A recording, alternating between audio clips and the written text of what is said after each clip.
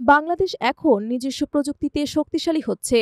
সীমান্ত এলাকায় নজরদারি এবং নিরাপত্তা নিশ্চিত করতে দেশের নিরাপত্তা বাহিনী অত্যাধুনিক ড্রোন মোতায়েন করছে। কিন্তু তাতে অস্বস্তিতে পড়েছে প্রতিবেশী ভারত। সাধারণ পর্যবেক্ষণ ড্রোন আকাশে ওড়ালেই ইন্ডিয়ান মিলিটারি তৎপর হয়ে উঠছে।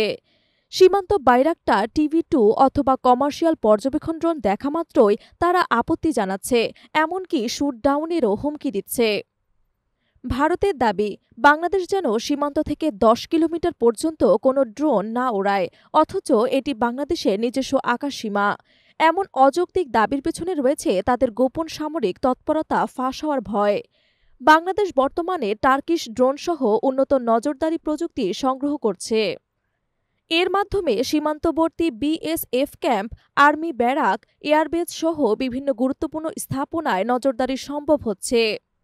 ইন্ডিয়ান সেনাবাহিনী বিশেষভাবে আতঙ্কিত, কারণ এসব ড্রোনের ক্যামেরা এবং সেন্সর সিস্টেম এতটাই উন্নত যা সীমান্তের 30 কিলোমিটার পর্যন্ত সুনির্দিষ্ট তথ্য এবং হাই রেজলিউশন ছবি সংগ্রহ করতে পারে।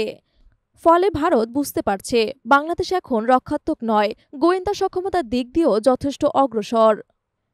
এছাড়া ভারত আশ্রয় দেয়া কয়েক হাজার অপরাধীকে নিয়ে পুনরায় বাংলাদেশে অস্থিতিশীলতা সৃষ্টি করতে পারে, এমন আশঙ্কা থেকে সীমান্তের সার্বক্ষণিক নজরদারি আরও জরুরি হয়ে পড়েছে। এ কারণে বাংলাদেশ তার নিরাপত্তা বাহিনীর সক্ষমতা বাড়াচ্ছে, যা দেশের সার্বভৌমত্ব রক্ষায় অত্যন্ত গুরুত্বপূর্ণ। ভারত হয়তো সরাসরি বলতে পারছে না ড্রোন কিনো না, কিন্তু নানা কূটনৈতিক চাপে বাংলাদেশকে পিছিয়ে রাখতে চাচ্ছে। তাদের আসল ভয় হলো একসময় বাংলাদেশ এতটাই আত্মনির্ভরশীল হয়ে উঠবে যে তারা আর কারো কথায় চলবে না। আমাদের উচিত দেশের প্রযুক্তিগত অগ্রগতি অব্যাহত রাখা, প্রয়োজনীয় পরিমাণে ড্রোন সংগ্রহ করা এবং দেশের নিরাপত্তা নিশ্চিত করা।